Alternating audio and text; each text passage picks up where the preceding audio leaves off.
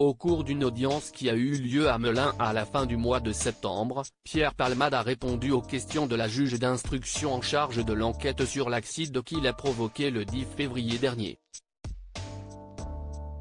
Il a ainsi brisé le silence sur les victimes de la terrible collision dont il est responsable.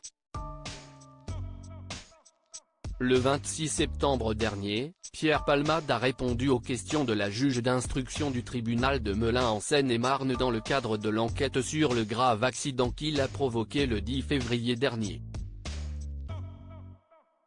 Le Parisien a dévoilé en exclusivité le contenu de l'échange de la magistrate avec celui qui est mis en examen pour homicide et blessures involontaires par conducteur ayant fait usage de produits stupéfiants en état de récidive légale, des qualifications susceptibles d'être modifiées en blessure involontaire après qu'un rapport d'expertise médicale a établi la mort in utero de l'enfant de la passagère qui se trouvait dans le véhicule percuté par celui de l'humoriste. Le comédien de 55 ans a fait 3 blessés graves dans cette collision violente, pour qui il a une culpabilité qui ne cesse de croître, rapporte le quotidien d'Île-de-France. L'enquête est catégorique, si une faute humaine n'est pas un problème de véhicule et encore moins la conduite de la voiture qui l'a percuté qui est en cause dans ce terrible crash. Pierre Palmade, qui affirme souffrir d'une amnésie totale entre le moment où il monte dans sa Peugeot 3008 et celui où il se réveille à l'hôpital du Kremlin-Bicêtre, assume sa responsabilité. « Je suis horrifié de savoir que je suis la cause de tout ça »,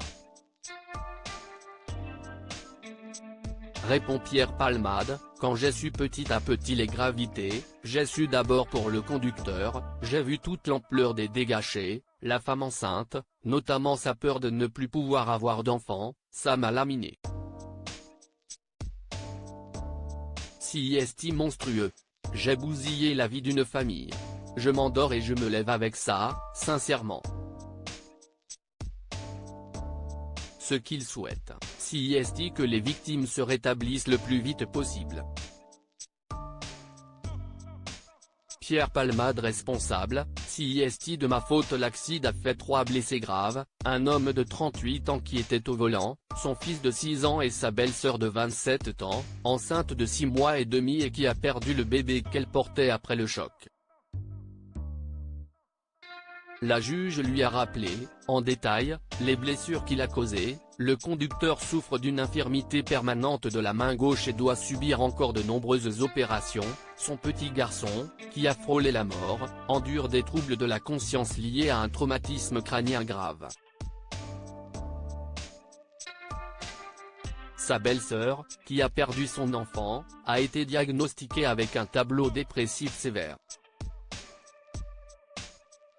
L'ancien ami de Muriel Robin ajoute qu'il ne se réjouit pas d'avoir échappé aux poursuites pour homicide involontaire, retenu au départ dans la notification de sa mise en examen, au profit des seules blessures involontaires, délit moins sévèrement puni. Je suis responsable de la mort d'un enfant. Mon accident a tué ce bébé dans son ventre. Qu'il soit mort avant ou après l'accouchement, le résultat est le même, c'est de ma faute. Assumant les conséquences de ses actes, l'acteur qui a fait un AVC 2 semaines après la collision, il a subi alors une opération de la carotide pour éviter toute récidive, se pose également en victime d'un lynchage, c'est dégueulasse. Il paraît que c'est la rançon de la gloire. On m'accuse de pédopornographie entre autres affabulations. Je ne réponds pas pour pas que ça ne se retourne contre moi.